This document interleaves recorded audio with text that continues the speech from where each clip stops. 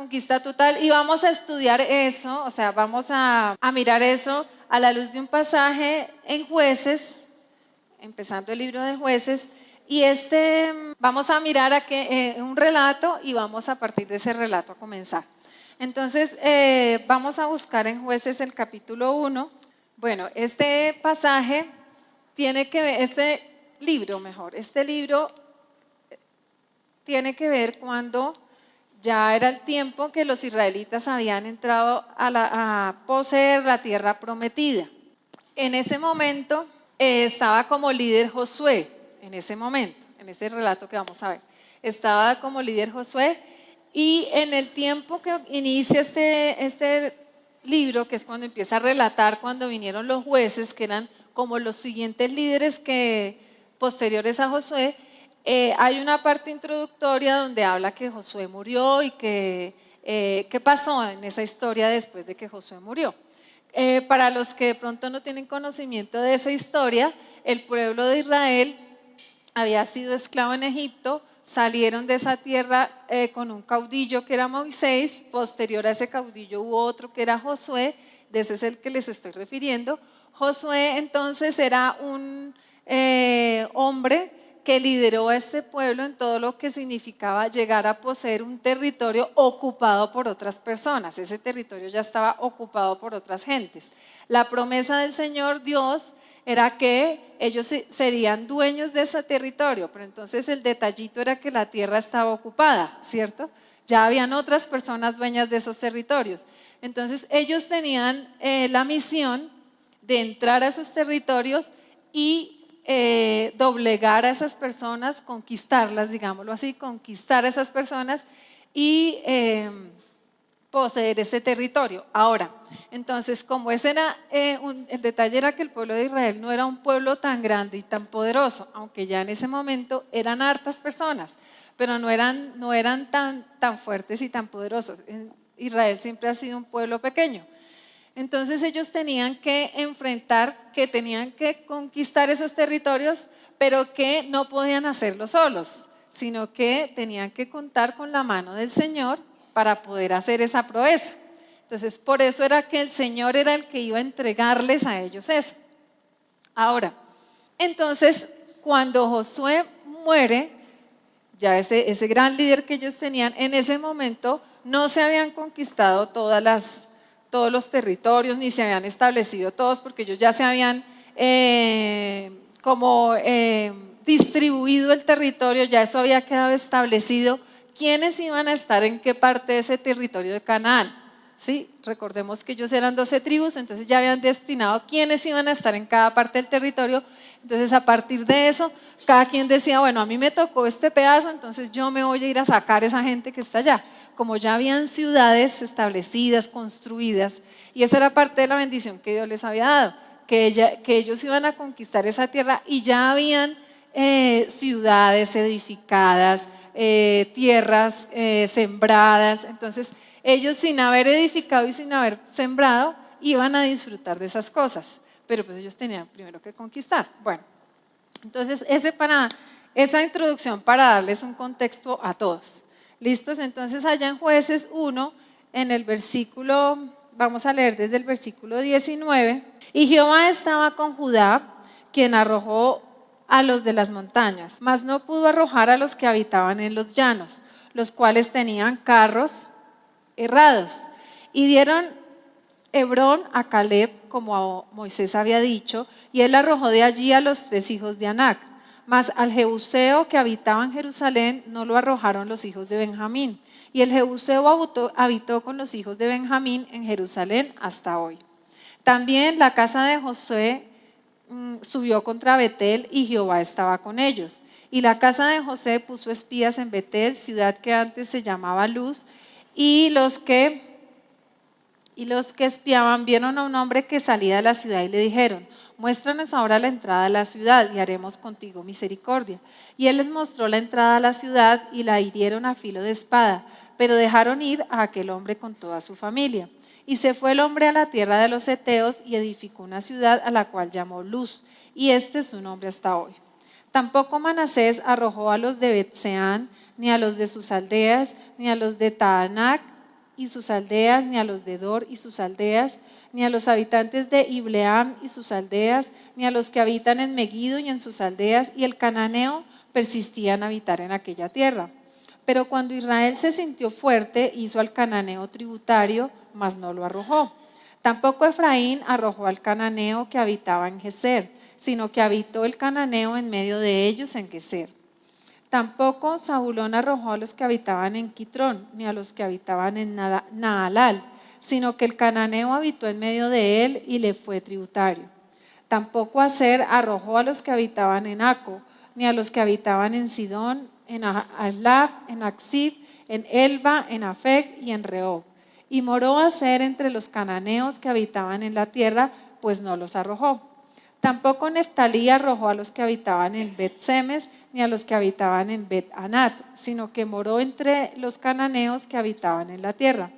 Mas le fueron tributarios los moradores de Bet-Semes y los moradores de Bet-Anat.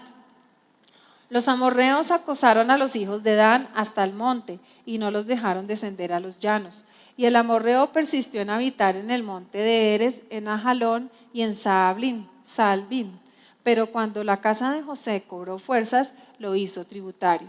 Y el límite del amorreo fue desde la subida de Acrabín, desde Sela hasta arriba. Entonces, hasta ahí, fíjense cómo ocurrieron las cosas.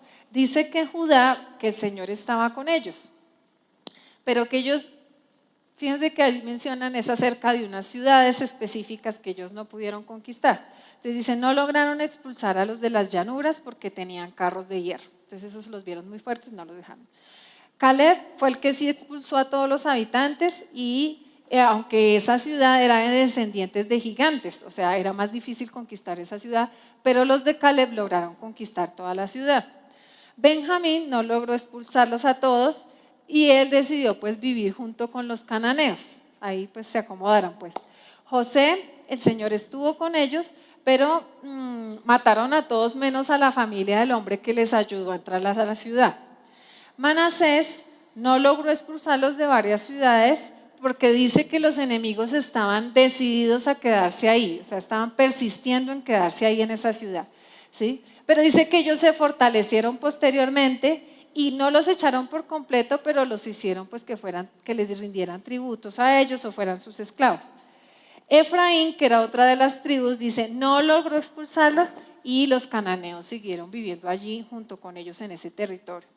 Zabulón, misma historia, no logró expulsarlos, siguieron viviendo allí y dice que los cananeos ahí dominaron la tierra, se quedaron dominando, o sea, eran más prominentes los cananeos en el caso de esa tribu. Neftalí no logró expulsarlos, siguieron viviendo allí y ellos lograron tomar algunos como esclavos. Y Dan, los enemigos, a ese sí le fue más mal porque dice que los cananeos lo obligaron a retirarse, ¿sí? No los dejaron en ciertos territorios, dice que no los dejaron llegar a las llanuras. Entonces, posterior a eso, vamos a continuar la lectura. Dice, en el 2:1, dice, el ángel de Jehová subió de Gilgal a Boquim y dijo, yo os saqué de Egipto y os introduje en la tierra de la cual había jurado a vuestros padres, diciendo, no invalidaré jamás mi pacto con vosotros, con tal que vosotros no hagáis pacto con los moradores de la tierra, cuyos altares habéis de derribar, mas vosotros no habéis atendido a mi voz. ¿Por qué habéis hecho esto? Por tanto, yo también digo, no los echaré delante de vosotros, sino que serán azotes para vuestros costados y sus dioses os serán tropezadero. Cuando el ángel de Jehová habló estas palabras a todos los hijos de Israel, el pueblo alzó su voz y lloró. Amén. Les voy a leer ese pedacito en esta versión que es parecidito, pero no igualito. Entonces dice, atentos todos, oídos. El ángel del Señor subió a Gilgal a Boquim y dijo a los israelitas, yo los saqué de Egipto y los traje a esta tierra que juré dar a sus antepasados. Entonces fíjense que hasta ahí el Señor había cumplido, ¿sí o no? Entonces dice, yo los traje a esta tierra que juré dar a sus antepasados, ellos ya estaban ahí y estaban conquistando la tierra. Y dije que nunca rompería mi pacto con ustedes. Eso era, no se cambiaba esa parte. Por su parte, ustedes no debían hacer ningún pacto con los habitantes de la tierra. ¿Qué era lo que no debían hacer? Pactos con esas personas, ¿cierto? Pactos. Y dice, sino destruir sus altares. ¿Qué tenían que destruir? Los altares. Muy bien. Pero desobedecieron mi mandato. Entonces les pregunta, ¿por qué hicieron eso? Yo les pregunto a ustedes, ¿por qué hicieron eso? Sí, les preguntó el Señor. Porque ahí dice que el ángel del Señor fue el que se les apareció. En el Antiguo Testamento, cuando se refiere al ángel del Señor, se habla de que directamente era el Señor que se les estaba presentando. Ahora declaro que ya no expulsaré a los pueblos que viven en la tierra de ustedes. Mire lo duro que les dijo. Ya ahora no los voy a expulsar. ¿Sí? Ellos les serán como espinas clavadas en los costados. Y sus dioses serán una tentación permanente para ustedes. Entonces fíjense, claro, entonces el pueblo así reunido, así como estamos nosotros, y viene el Señor y les dice eso, pues toda la gente se puso a llorar, pero en un llanto terrible, ¿sí? Y dice que a esa ciudad le pusieron boquín por causa del llanto tan terrible que le produjo a la gente escuchar esa palabra que el Señor les estaba dando tan fuerte, ¿sí? Era un castigo. Ahora, a partir de este texto, ¿cuál es la reflexión que Dios trae a nosotros en esta mañana?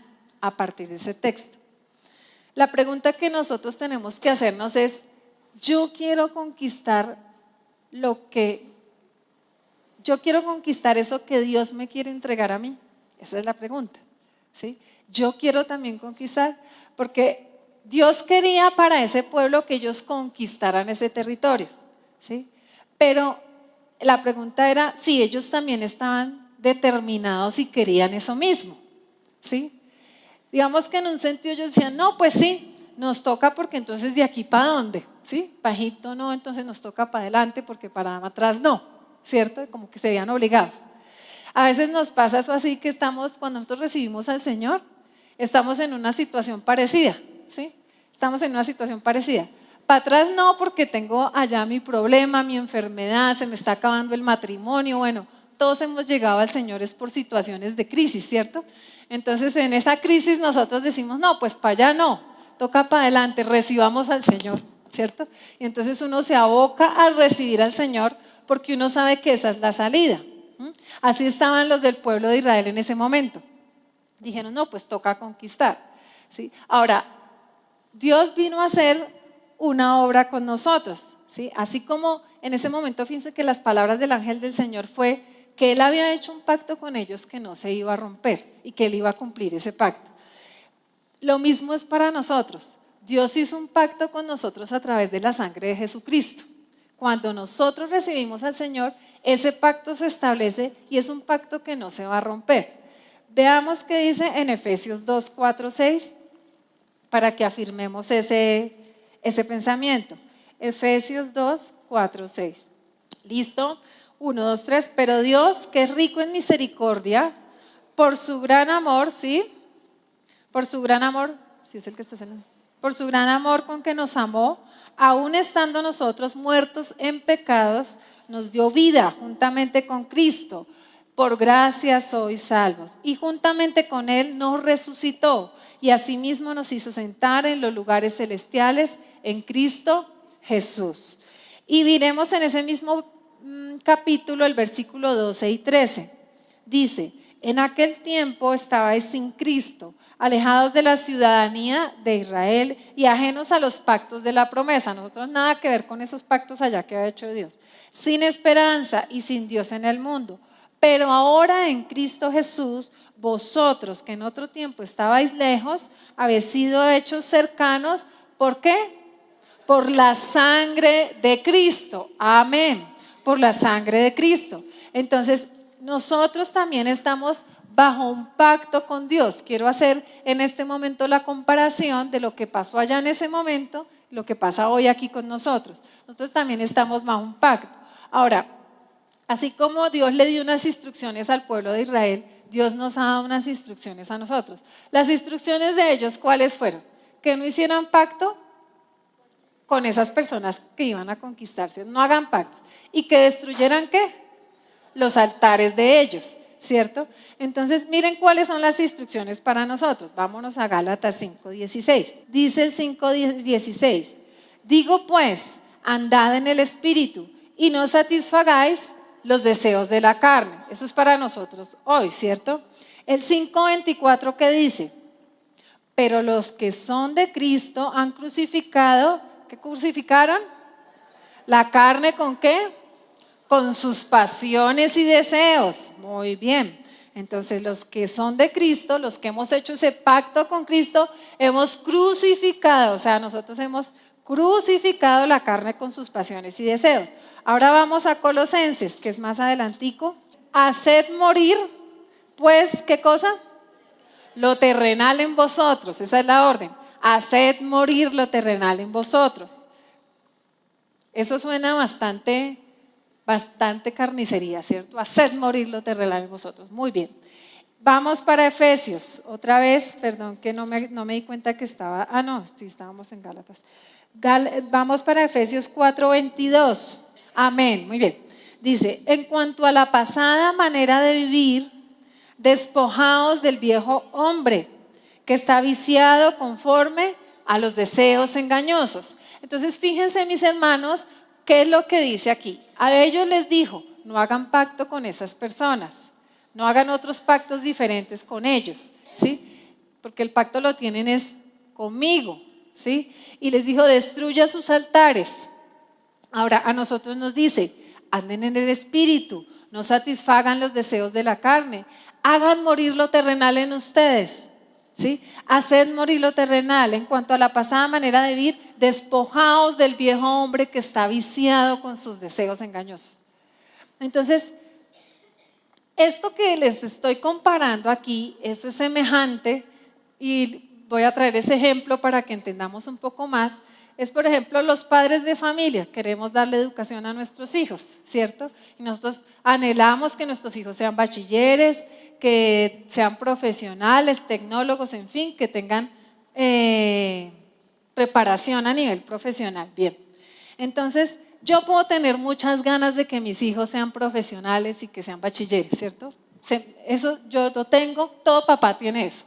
Quiere que sus hijos sean profesionales, que avancen, que conquisten, que sean alguien importante, ojalá, sí, como dice una mamá, yo quiero es que brillen mis hijos, ¿cierto? Entonces, pero el problemita surge es si el muchacho también quiere lo mismo. ¿Sí o no? Ahí es donde uno se puede quedar parado. Si yo puedo tener muchos anhelos para mis hijos, pero si el muchacho o la muchacha no quiere estudiar, ¿yo cómo hago? Dígame ahí, ¿cómo hacemos? ¿Cierto? Entonces, va más allá de lo que quiere el papá. Se necesita que el muchacho también anhele eso que el papá está anhelando para él, ¿sí?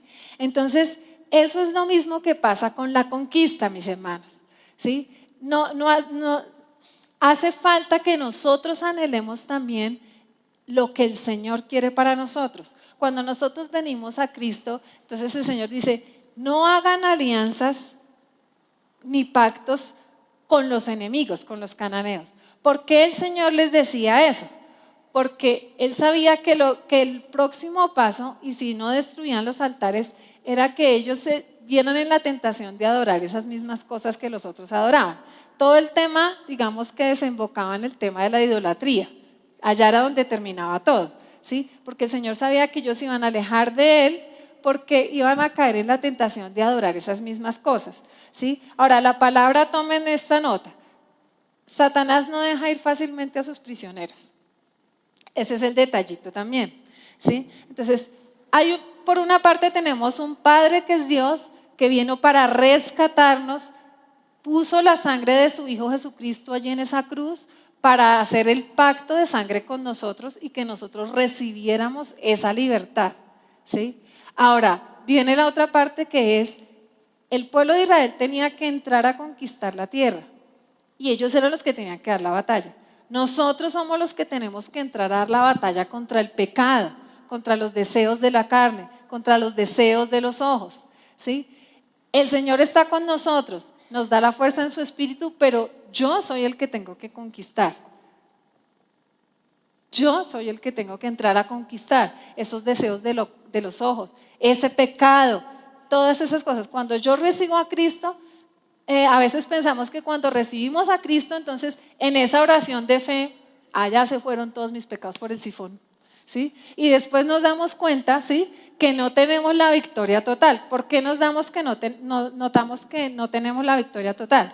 Porque unos ejemplos de victoria parcial, ¿cuál sería? Ejemplos de victoria parcial aquí de los cristianos. Cristianos fumadores, cristianos adúlteros, ¿sí?, cristianos chismosos, cristianos criticones, ¿sí? Todos esos estilos de cristianos y otros cristianos pues hablan de victoria parcial en nuestra vida, no de victoria total.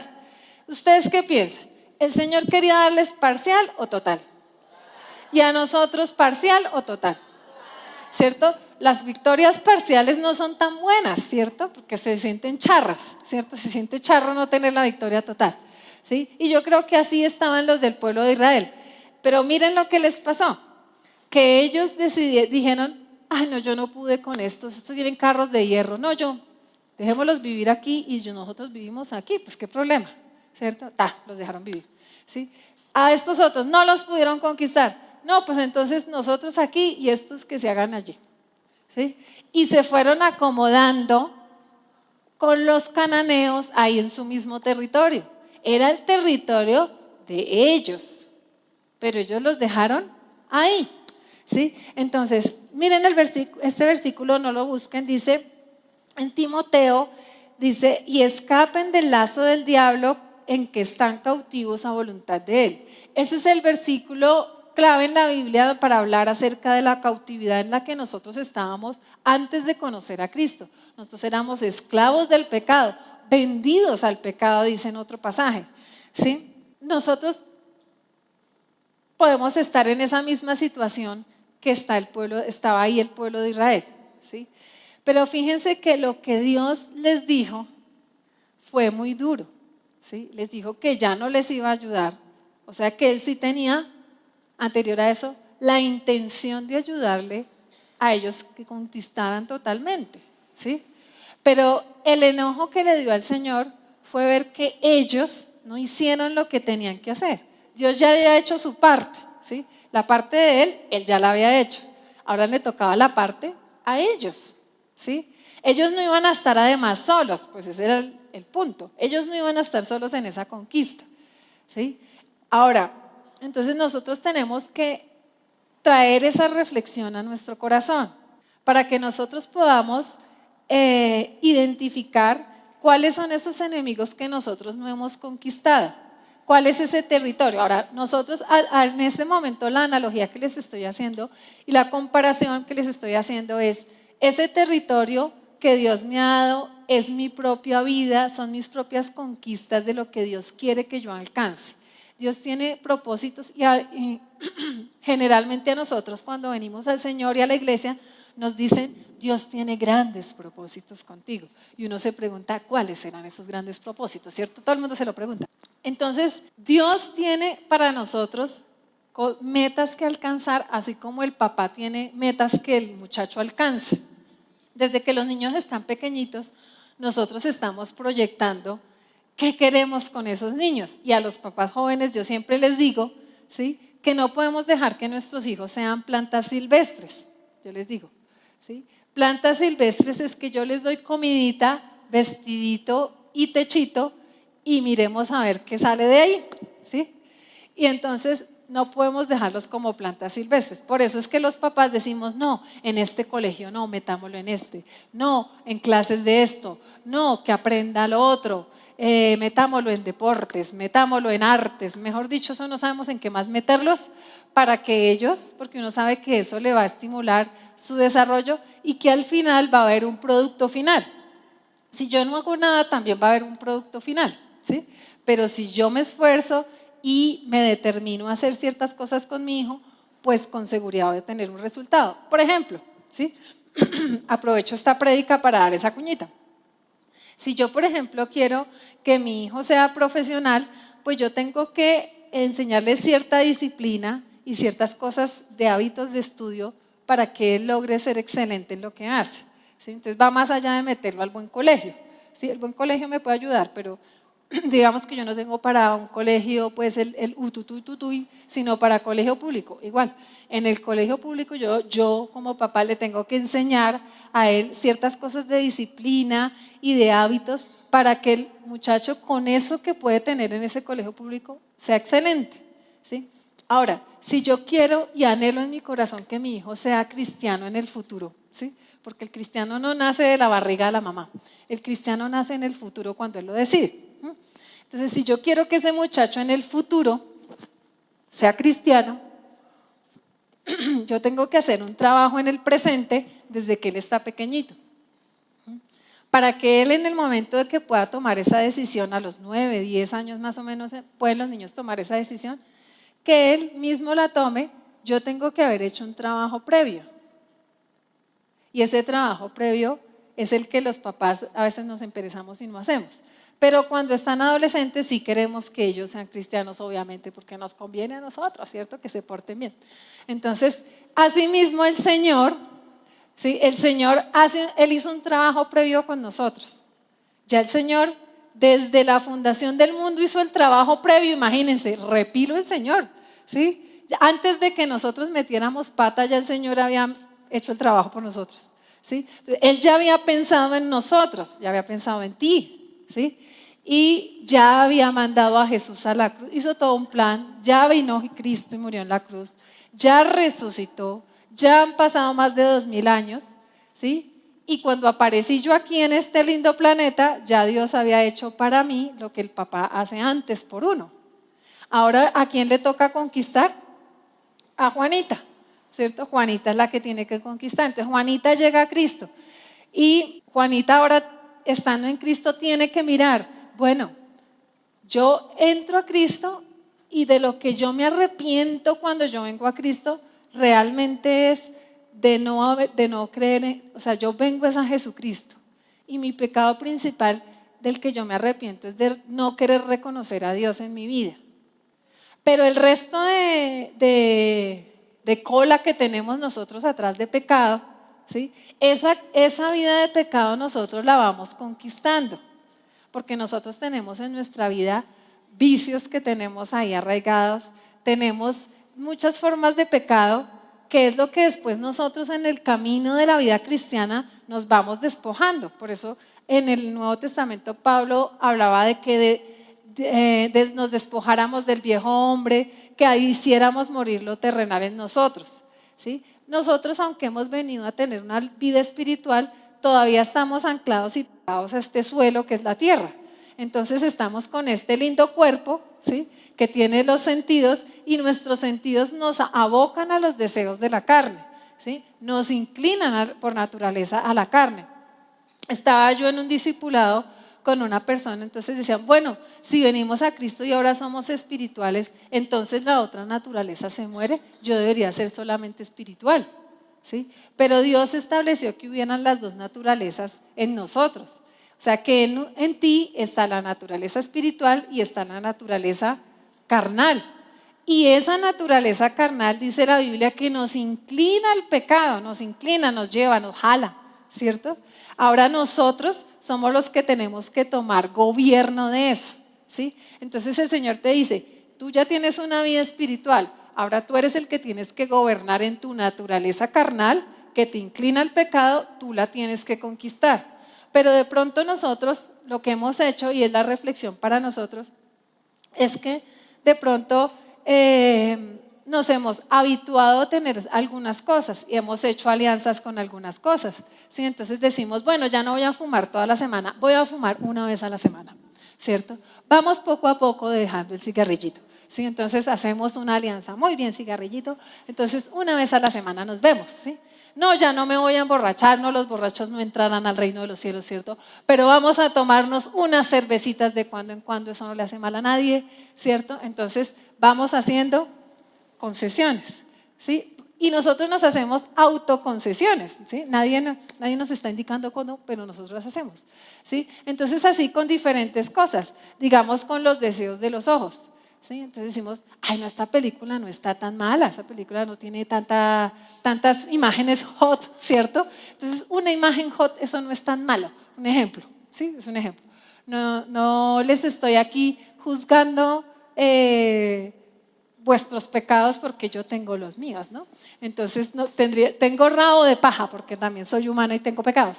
Entonces es para dar ejemplos y que ustedes me puedan entender. Entonces lo que les quiero mostrar en sí es que nosotros a los diferentes niveles de crecimiento que tengamos espirituales podemos estar haciendo pactos con esas cosas y alianzas, ¿sí? Alianzas. Entonces esas alianzas, fíjense que el Señor no les dijo, pero ustedes ¿por qué no han conquistado? ¿Ustedes por qué no han conquistado? ¿Por qué no terminaron de conquistar? Esa no fue la pregunta que el Señor les hizo, ni fue lo que les objetó. El Señor les dijo fue, ¿ustedes por qué hicieron alianzas con ellos y por qué no destruyeron sus altares? Fíjense que esa fue la pregunta. Entonces, fíjense lo siguiente. Les voy a dar, yo anoté aquí un ejemplo. Por ejemplo, mi cananeo puede ser la incredulidad. Mi cananeo es la incredulidad, ¿sí? Y creo que muchos de los cristianos luchamos contra la incredulidad porque la incredulidad es opuesta totalmente a Dios. Dios es de fe y las cosas espirituales son de fe. Entonces, puede ser que los altares que yo tengo que destruir de ese enemigo que es la incredulidad, por ejemplo, es el miedo, el temor, la angustia. Por ejemplo, yo soy una persona que ya llevo tiempo en el Señor, pero entonces todavía me da temor enfrentar el futuro, ¿sí? O me da temor cuando me veo sin plata, ¿sí? Me desespero, me angustio, ¿sí? Ya llevo un tiempo en el Señor, entonces no he desarrollado la fe para estar en paz y en tranquilidad en los asuntos de mi vida, ¿sí? Entonces, el enemigo es la incredulidad y anexo a ese enemigo hay unos altares que tienen que ver con ese enemigo que son a lo que yo voy a inclinar mi corazón. ¿Sí me entienden?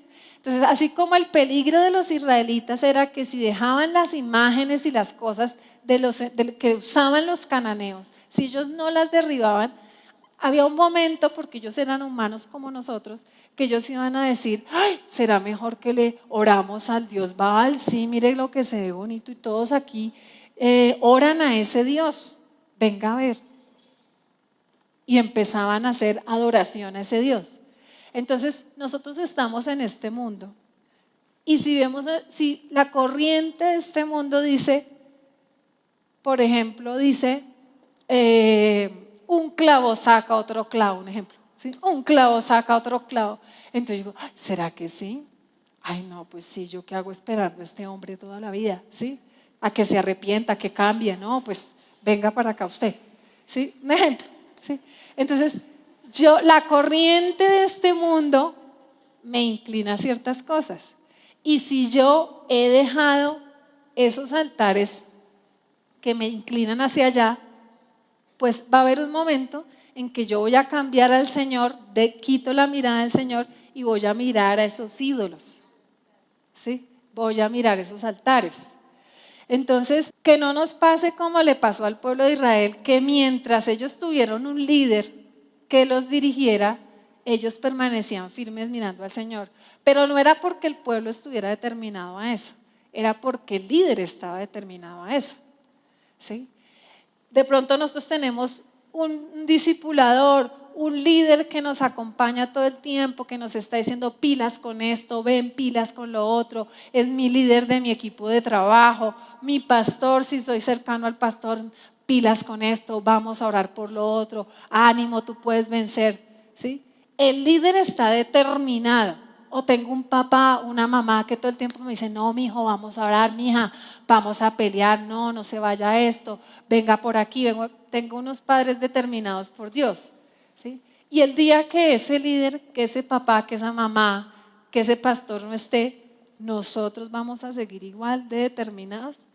O la determinación era de la persona que me mentorea a mí, que me dirige a mí.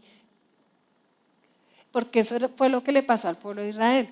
Mientras ellos se levantaba un juez que decía, no, vamos a seguir es al Señor. Y entonces esa persona era la que tomaba como ese valor, esa valentía y se determinaba a seguir a Dios.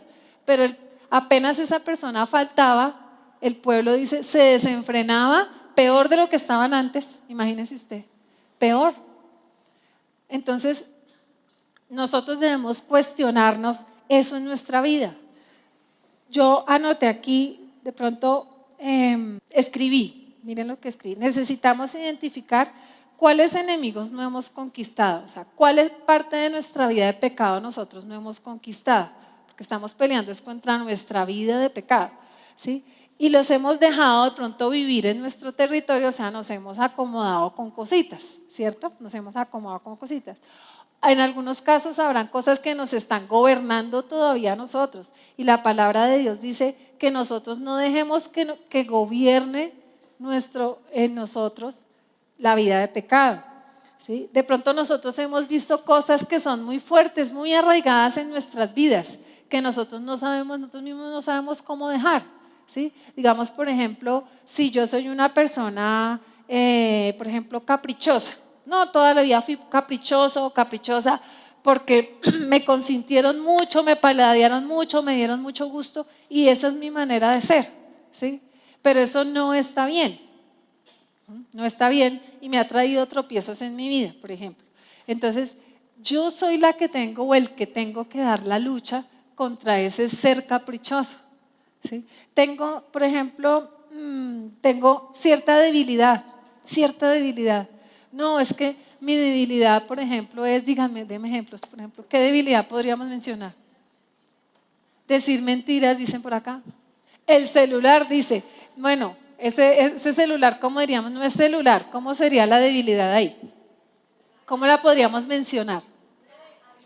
Como una adicción podría ser una adicción. Se vuelve como un ídolo también, dicen el celular también se nos puede volver como un ídolo. Entonces, podemos tener temores arraigados en nuestra vida, o sea, cosas que nosotros tenemos con las cuales estamos conviviendo y que no nos permiten avanzar en la conquista total de nuestras vidas, porque el propósito de Dios, mis hermanos, no se lleva a cabo no porque Dios no tenga la intención de que nosotros cumplamos los propósitos de Él. El propósito de Dios en nuestra vida no se lleva a cabo porque nosotros no dejamos nuestra vieja manera de vivir, por eso no se cumple. Dios puede tener muchos proyectos con todos aquí y puede tener proyectos con esta congregación que nos los ha dicho que los tiene, ¿sí? Pero entonces no los puede llevar a cabo porque, por ejemplo, yo no me determino a orar. ¿Qué vaina? No me determino a orar, ¿sí? Me ganan otras cosas. Bueno, ¿qué son esas cosas que me impiden a mí orar? ¿Sí? No, que me duermo, eso es el no somnífero de mi vida, es la oración. Bueno, entonces yo tengo tropiezo, ¿sí? Si yo no puedo orar, tengo tropiezo en mi vida, ¿sí? Si yo no puedo leer la Biblia, tengo tropiezo. ¿Qué es eso que no lo deja usted orar? ¿Qué es eso que usted no lo deja llegar temprano a la iglesia? ¿Qué es eso que no lo deja usted avanzar? Porque Dios tiene los proyectos pensados. Él pensó antes que nosotros ni naciéramos en esta tierra. Entonces no nos podemos quedar anhelando. Ay, qué tan bueno hubiera sido conquistar todo Canaán, qué tan bueno, ya viejitos nosotros allá, qué tan bueno hubiera sido, ¿sí? No nos podemos quedar toda la vida pensando qué tan bueno sería. Yo quería ver la gloria del Señor, yo quería ir a las misiones, yo quería muchas cosas, ¿cierto? Y no las vemos ni las podamos ni siquiera tocar, ¿sí? Ni siquiera las podemos tocar ni ver. Porque nosotros no nos hemos determinado a matar lo terrenal en nuestra vida, a acabar con los deseos pecaminosos en nosotros, ¿sí? El Señor no va a hacer ningún combinado por allá extraño con nosotros, ¿sí? El Señor dijo, mi pueblo es este y yo no me voy a ir a decirle, ay, cananeitos, ustedes también, mi amor, ¿cierto? No, ¿sí? El Señor dijo, ellos y son estos y punto final. ¿Sí? El Señor dice, es mi pueblo y es mi pueblo. Si yo soy ahora del pueblo, entonces el Señor no me va a decir, bueno, papito, bueno, mamita, entonces deje su merced ahí ese vicio y yo lo abrazo así con su vicio y todo, venga, mi amor. Claro, sí, el Señor nos ama como somos y quienes somos, ¿sí? Pero el Señor ya nos dio una instrucción a nosotros y es que tenemos que salir de ciertas cosas. ¿Eso quién lo tiene que conquistar? Nosotros. Nosotros somos los que nos tenemos que determinar, mis hermanos, y eso es lo que nosotros, esta mañana cantábamos una canción que dice, no es con fuerza ni poder, sino con su Santo Espíritu, y es una canción de guerra, ¿sí? No es en el poder de nuestras fuerzas humanas que nosotros los vamos a hacer. El pueblo de Israel, digamos que lo sabía, pero no se determinó. ¿Por qué no se habrán determinado? Yo me pregunto eso. ¿Qué pasó? Habíamos visto la gloria del Señor. ¿Cuántos de ustedes piensan que la gloria del Señor se les manifestó a ustedes cuando conocieron a Cristo? A mí se me manifestó la gloria del Señor cuando yo conocí a Cristo, porque es que yo estaba, si Dios no me rescata, no estaría aquí yo contando este cuento, ¿sí? Y yo creo que cada uno de ustedes vio la gloria del Señor cuando Dios lo rescató, amén, ¿sí? Ya vimos la gloria del Señor, y eso es solo una cosa que hemos visto. Hemos visto más cosas, hemos visto la provisión del Señor, ¿o no? Hemos visto cómo Dios nos sustenta, ¿o no? Hemos visto más que eso. Hemos visto milagros sobrenaturales en cosas que hemos pedido. Hemos visto cambio en personas por las que hemos orado. Hemos visto sanidades en nuestros propios cuerpos y en los cuerpos de otras personas. No podemos decir que somos diferentes a ellos. Ellos habían visto la gloria del Señor y con todo se patulequearon. Yo no quiero ser de esos que se quedan así. Yo no quiero quedarme con una victoria parcial. Yo quiero todo lo que Dios tiene para mí. Si Dios dice que tiene un propósito contigo, joven, si te lo ha dicho, si te lo han profetizado, te lo ha hecho sentir Dios, ¿por qué nos quedamos con cosas que nos impiden alcanzar eso? ¿Sí? Si Dios nos ha prometido que nosotros vamos a predicar, que vamos a llevar a otros a Cristo, que vamos a ver que nuestras manos sanarán, no sé lo que Dios le ha puesto en su propio corazón, que sabe que Dios le ha mostrado, ¿por qué no lo logramos ver y a veces ni siquiera tocar? Es como un espejismo ahí que queremos tocar, ser un espejismo. Si podemos tener la familia que nosotros hemos soñado, los hijos que queremos ver, hijos comprometidos con Dios, determinados por Dios, pues yo mismo me tengo que determinar. Pero entonces, fíjense, si el Señor los ve allá llorando, fíjense lo que pasó después de esto que ya les conté. Lo que pasó después, que es todo el libro de Jueces, ¿sí? Dice que Dios levantaba a una persona, duraban ciertos años, se moría esa persona, se desenfrenaba el pueblo y en Jueces se la pasa toda la historia así. Pero fíjense que el común denominador es que cuando ellos ya se veían oprimidos, porque resulta que ellos no se determinaban por el Señor. Entonces el Señor, y ellos se dedicaban a orar a otros dioses. En ese momento el Señor decía, bueno, los suelto, váyanse allá con sus dioses. Entonces venía la opresión del enemigo. Cuando ellos se veían oprimidos, súper oprimidos, es que se arrodillaban y se volvían a Dios. Entonces, se arrodillaban, eso era como peque, reza, empate, ¿cierto? Todo el libro de Jueces es así. Entonces, oprimidos, ay, oprimidos, Señor, ay, Señor, no podemos más. Entonces el Señor les mandaba a quien los rescatara, con la intención de ayudarlos, pero con la intención de que ellos se determinaran a buscarlo. Que en la próxima vez que ya no estaba ese líder, pues ellos continuaran lo mismo, ¿cierto? Lo mismo. Ahora, cuando nosotros no nos determinamos a matar las pasiones de nuestra vida, nuestros pecados y nuestras cositas que sabemos que tenemos guardadas, pues lo próximo que viene es opresión del enemigo, ¿sí? Entonces ahí es cuando nosotros empezamos a sentir que el enemigo nos encierra, ¿sí? Y ahí es cuando nos volvemos a Dios. Entonces nos la pasamos en ese tira y afloje y no conquistamos totalmente. Decidámonos en esta mañana a conquistar totalmente, a sacar lo que tenemos que sacar. Y yo les pido que en esta mañana, Grodwin, ven, me ayudas, ¿dónde está Grodwin? Ven, me ayudas y me tocas la melodía un poquito de esa de No es con fuerza, ¿sí? Que los hermanos aquí vamos a tener ese pensamiento. Si en el libro de los Jueces hubiera pasado que la historia no hubiera sido como la cuentan ahí, ¿qué piensan ustedes que hubiera pasado si el Señor, si ellos dice que ellos se volvían al Señor y el Señor se le dolía el corazón y decía, venga a ver, ayudamos a esta gente, ¿cierto? Eran de Él, los amaba, ¿cierto? Así como cuando nosotros vemos a nuestros hijos que no están bien, ¿sí? Y entonces le vemos sus cosas, sufren por sus propias cosas que les pasan, y nosotros, ¿qué nos toca? Pues amar a nuestros hijos y seguirles ayudando y seguirlos empujando, ¿cierto? ¿Qué más se va a hacer? Son nuestros hijos, nadie lo va a hacer por mí, lo de mis hijos, ¿cierto? Lo de Santiago y lo de María Paula, pues Angélica y Cristian, que son los papás, ¿cierto? Adelante, mijo, adelante, no se rinda, siga para adelante, ¿cierto? Y así es el Señor con nosotros, ¿sí? No se rinda, mijo, a ver, para adelante, para adelante. Pero entonces yo determinado a no dejar el cigarrillito, determinado a no dejar, no sé, ¿qué es lo que no queremos dejar?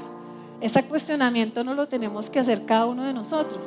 Dios nos ha venido trayendo en un tiempo donde nos dice, examinen el corazón, ¿sí? Entonces, si hoy usted se siente que usted no es un cristiano de esos poderosos, esos cristianos que oran, que ayunan, usted se siente, no, yo soy el cristiano más patuleco que está hoy en esta iglesia, ¿cierto? Soy yo el cristiano más patuleco que está hoy sentado en esta iglesia. Si usted se siente así, entonces yo le invito a que usted en este momento usted empiece a pensar, Señor, revélame. Si tú tenías misericordia de esta gente y los volvías a ayudar, yo sé que tú tienes misericordia de mí, ¿sí? Y que no sea por un líder, porque mi pastor me dice, porque mi discipulador me anima, porque tengo un papá, una mamá que me animan a orar, que me dicen, busque de Dios, mi hijo, busque de Dios. Eso ya se le vuelve a uno como una cartilla ahí que ya no quieren escuchar, ¿cierto? Busque de Dios, mi hijo, ¿sí? Entonces yo me tengo que terminar, Señor, muéstreme, muéstreme. Era en el poder del Espíritu Santo que el Señor no los iba a dejar conquistar solos, ¿sí? Siempre el Señor mandaba lo sobrenatural para ayudarles, ¿sí? Pero ellos eran los que tenían que tomar la decisión. Eran ellos, ¿sí? Pero Dios metía su mano sobrenatural, ¿sí? Entonces piensa en eso. Si empieza esta reflexión en esta mañana, empieza a decir, oiga, sí, a mí qué me impide orar, ¿verdad? Con poder, con ese poder, fuego del cielo, venga en mi vida, ¿sí? ¿Qué es lo que me impide a mí determinarme para servir al Señor? ¿Qué es lo que me impide a mí realmente sujetarme a la palabra? Hacer la palabra como es, como Dios manda, y sí es cierto, ¿sí? Porque hacemos la palabra a medias, porque ni siquiera la buscamos, no la conocemos. Por eso no vienen los cambios a nuestra vida, a nuestros hogares, ¿sí? No tenemos la victoria total, estamos con una victoria parcial. Y esa no era la voluntad del Señor, ni es la voluntad del Señor para nosotros. Si nosotros no vivimos la vida abundante que Él dice que vino a dar, una de dos: o el Señor es un estafador y un mentiroso, ¿sí? O nosotros nos queremos quedar en nuestra vida patulecos porque nos queremos es que el Señor nos haga a nosotros, ¿sí? Entonces salgamos de esa oración que dice, cámbiame, Señor, cámbiame. Está como mi sobrinito, lo voy a contar porque mi sobrinito no está acá. Además mi sobrinito tiene 7 años, ¿sí? Entonces mi hermana está en el terrible problema de que mi sobrino de 7 años, él ya es cristiano, porque lo hemos criado en la iglesia. Entonces, Juan José, pero le dio por llevar a escondidas juguetes al colegio, ¿sí? Y está prohibido en el colegio y prohibido por los papás. Entonces mi cuñado en estos días le dio una juguetera de esas bien terribles, ¿no? Entonces ya se desesperó y ya lo levantó ya mucho, ¿no? Ya le dio los papás. Bueno, entonces ya casi acaba el muchacho por eso. Entonces Juan José, que ya tiene como conocimiento del Señor y de lo bueno y de lo malo, empezó: mamá, yo no puedo cambiar, Dios no me puede cambiar. Ya yo cuántas veces he orado, mamá, para que Dios me cambie, dijo el muchacho. Cuántas veces he orado para que Dios me cambie, mamá. Dios no me puede cambiar. Fue la conclusión de él, ¿sí? Entonces Marcela, bueno, a darle su cátedra, pero les cuento esto para explicarles que nosotros somos así. Nosotros nos arrodillamos cuando nos sentimos aquí opresión en el pecho y decimos, sí, no hemos podido dejar el cigarrillito, que es mi ejemplo de siempre, ¿no? El cigarrillito. Entonces, porque yo soy testiga de los cristianos fumadores. Entonces, se arrodillan, Señor, cámbiame esta fumadera, cámbiame, ¿sí? Y pueden creer que Dios no va a hacer eso. Dios lo va a hacer. Yo les veo la duda a todos los hermanos. ¿Dios va a hacer eso? No, Dios no va a hacer eso. Dios no lo va a cambiar a usted. Dios le va a ayudar a usted. Pero el que tiene que determinarse a dejarlo es yo. ¿Sí? Yo soy la que me tengo que determinar. Si por ejemplo el caso del enemigo de la incredulidad, y yo sé que uno de mis problemas es la incredulidad, pues entonces no es dame fe, cámbiame, Señor. No. Si Dios dice que la palabra viene por un resultado que es buscar la palabra de Dios, pues yo tengo que hacer eso. Me tengo que determinar a hacer eso. Ahora, Señor, yo no soy tan determinado. ¿Qué vamos a hacer? No tengo la fuerza para hacer eso. Sé que yo soy el de la decisión, pero no soy así, no soy determinado. Bueno, postrémonos al Señor. Señor, yo no me suelto de tu chancleta, Señor, ni de tus naguas, pero llévame contigo. Yo quiero seguirte, yo quiero servirte, yo quiero, Señor. Él lo que necesita es el deseo del corazón del hombre para poder orar. El deseo de nuestro corazón, un deseo intenso.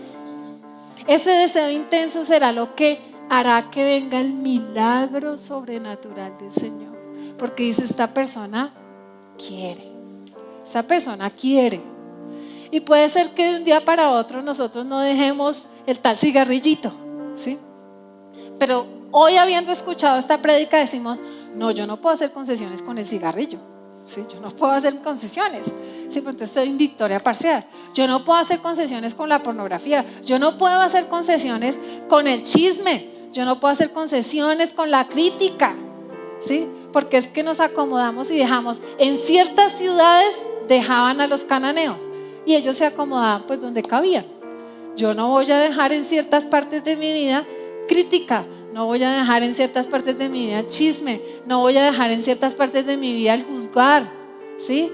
No voy a dejar en ciertas partes de mi vida la debilidad. Algunas personas sufren de autocondenación, todo el tiempo están ahí, dale con el látigo. No. Entonces, no es con fuerza ni poder, es con su Santo Espíritu, ¿sí? Entonces, mientras usted está reflexionando en su propia vida, usted puede sentir un desánimo terrible, ¿sí? Porque dice, ¿cómo así? ¿Dios no me puede cambiar? Esto es una noticia terrible, que Dios no me puede cambiar, ¿sí? Es una noticia fatal, pero esa no es la oración correcta. Claro que Dios puede hacer lo imposible, ¿sí? Pero ese es el motivo por el que hay cristianos con victorias parciales, ¿sí? Porque nosotros tenemos que conquistar el territorio. Entonces, no se desanimen esta mañana si usted dice, yo soy el cristiano más patuleco sentado en este templo, ¿sí? Porque Dios necesita es que ese cristiano que se siente patuleco, ¿sí? Se siente así porque sí sabe quién es él mismo. Nosotros sabemos pues de sobra quiénes somos nosotros, ¿sí? Entonces, que nosotros podamos obtener la victoria total y que esos propósitos que Dios piensa para cada uno de nosotros, grandes o pequeños en edad que somos nosotros, Dios los puede llevar a cabo, pero se necesitará que nosotros salgamos y nos sacudamos y nos determinemos a romper con los deseos engañosos, con lo terrenal y con lo que es la corriente de este mundo, para poder ver la gloria de Dios, para poder ver la gloria de Dios en nuestros hijos, en nuestros hogares. Tener hogares victoriosos y hogares donde nuestros hijos sigan al Señor, eso no es gratuito, ¿sí? Eso no es gratuito. Hay que pagar un precio por eso, ¿sí? Hay que pagar un precio por la victoria. Hay que pagar un precio. Pero el Señor promete estar ahí y darnos lo que necesitamos, a un poder sobrenatural, a un toque de su gloria para que sea. Pero Él tiene que ver que nosotros queremos. Cierren ahí sus ojos y vamos a orar. Y es nuestro momento especial para orar delante del Señor. De pronto yo le he pedido al Señor para venir hoy a predicar aquí, que el Señor pusiera delante de nosotros las cosas que Él sabe que nosotros tenemos que solucionar. Él es el que nos conoce profundamente y yo le pido ahí que usted se haga esa reflexión. Señor, tú eres el que me conoces y tú sabes por qué yo no he podido obtener victoria total en mi vida, Señor. Y yo te pido en el nombre de Jesucristo que tú abras mis ojos, Señor, abras mi entendimiento y me reveles, Señor, y me muestres, Señor, qué es con lo que yo he hecho pactos, cuáles son esos altares de los enemigos que yo no he derribado, Señor. Todo lo que le quite el primer lugar al Señor, mis amados, eso es un ídolo para usted. Todo lo que le quita el primer lugar al Señor, todo lo que le quita el primer lugar, tal vez de pronto es la pereza, ¿sí? Tenemos instaurada la pereza en nuestra vida y la pereza no nos deja ni leer la Biblia, ni orar, ni avanzar. Tal vez cuestionamos a Dios por algo que pasó en nuestra vida, en nuestra familia, y ese cuestionar a Dios es lo que nos impide. Hoy arrepiéntase de eso. El arrepentimiento primero que hicimos cuando vinimos al Señor fue el arrepentimiento inicial. Hoy nosotros tenemos que seguir arrepintiéndonos en nuestro corazón y pidiendo perdón por los pecados que no hemos pedido perdón, pidiendo perdón por las cosas de las que no hemos salido, que nos llevan a la postración. No es con fuerza ni poder, es con su Santo Espíritu. Mientras Godwin está cantando, yo le pido que usted vaya orando.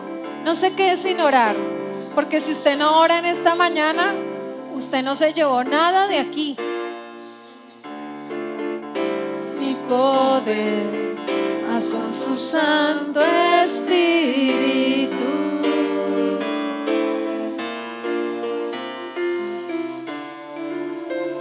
Gracias, Señor, porque tú eres el que obras en nosotros, Señor.